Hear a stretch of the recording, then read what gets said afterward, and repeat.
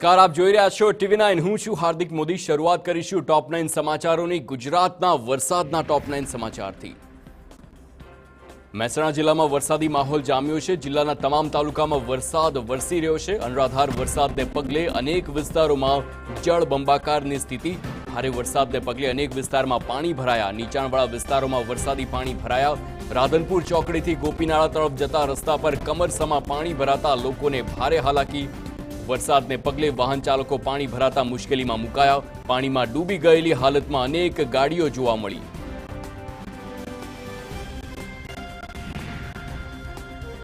તો મહેસાણામાં મુશળધાર વરસાદ ખાબકતા જનજીવન ખોરવાયું છે. અનરાધાર વરસાદને પગલે મોઢેરા હાઈવે પાણીમાં ગરકાવ.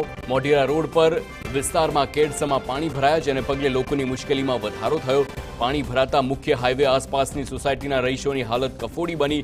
સોસાયટીના રહીશો માટે ઘરની બહાર નીકળવું મુશ્કેલ બન્યું.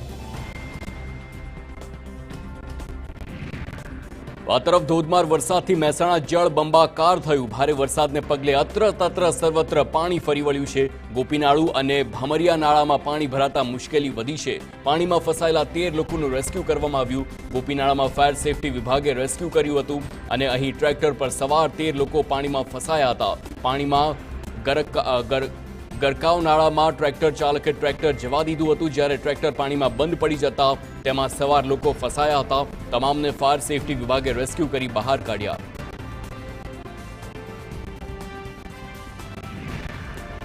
બનાસકાંઠામાં લાંબા વિરામ બાદ ભારે વરસાદ વરસ્યો. જિલ્લામાં વહેલી સવારથી સાર્વત્રિક વરસાદ જોવા મળી રહ્યો છે. પાલનપુર અને વડગામ સહિતના વિસ્તારોમાં ધોધમાર વરસાદ વરસ્યો.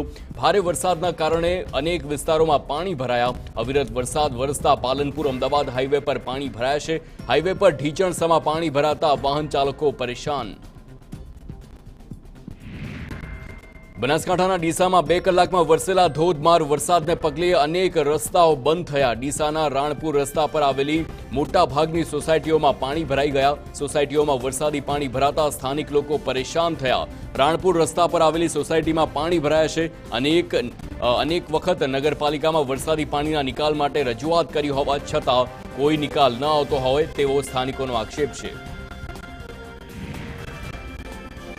સાબરકાંઠા જિલ્લામાં પણ ભારે વરસાદ વરસ્યો. હિંમતનગરમાં ધોધમાર વરસાદ ખાબકતા અનેક વિસ્તારો જળબંબાકાર બન્યા.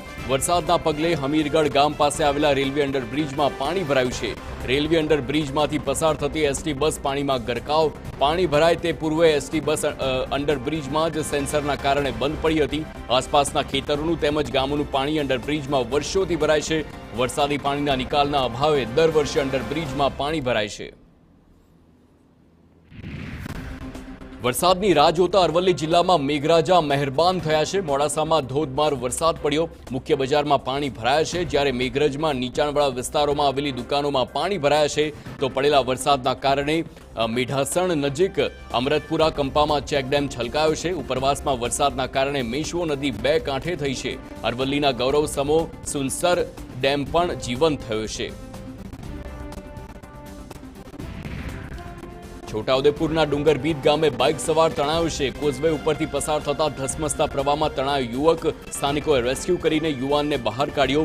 લો લેવલ કોઝવે પરથી પસાર થતા બની છે આ ઘટના. જીવના જોખમે ધસમસતા પ્રવાહમાંથી પસાર થાય છે લોકો.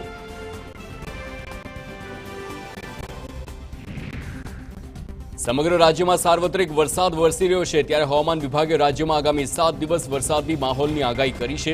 રાજ્યના અનેક જિલ્લાઓમાં હવામાન વિભાગે ઓરેન્જ એલર્ટ જાહેર કર્યું છે. જામનગર, પોરબંદર, દ્વારકા, કચ્છમાં ભારેથી અતિભારે વરસાદની આગાહી છે.